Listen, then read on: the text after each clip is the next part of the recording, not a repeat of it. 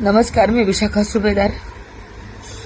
माझी महाराष्ट्राचे मुख्यमंत्री देवेंद्र फडणवीस साहेब आणि आपल्या देशाचे पंतप्रधान नरेंद्र मोदीजी यांना विनंती आहे. माझा मुलगा लंडनच्या प्रवासाला निघाला होता, पण कुवेतमध्ये त्याचं लेओव्हर असल्यामुळे त्याचं फ्लाईट तिथे उतरवण्यात आलं. पण गेले 4 दिवस एअर स्पेस नसल्यामुळे सगळ्या देशाला माहिती विमानं रद्द केली आणि माझा मुलगा गेली 4 दिवस कुवेतमध्ये अडकला आहे. आणि आता तिथली परिस्थिती गंभीर होत चालली. आपण बातम्यांमध्ये पाहतोय, तो स्वतः तिथे अनुभवतोय. अनेक ड्रोन हल्ले तिथे होत आहेत.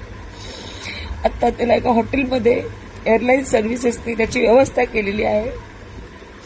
इंडियन एम्बेसीनी कुवेतमध्ये असलेले त्यांनी तिथे व्यवस्था केलेली आहे.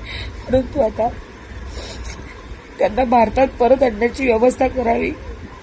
जसं दुबईच्या लोकांना परत आणलं गेलं तसंच कुवेतमध्ये सुद्धा आपले भारतीय अडकले, त्यांना परत आणण्याची व्यवस्था करावी अशी माझी त्यांना कळकळीची विनंती आहे.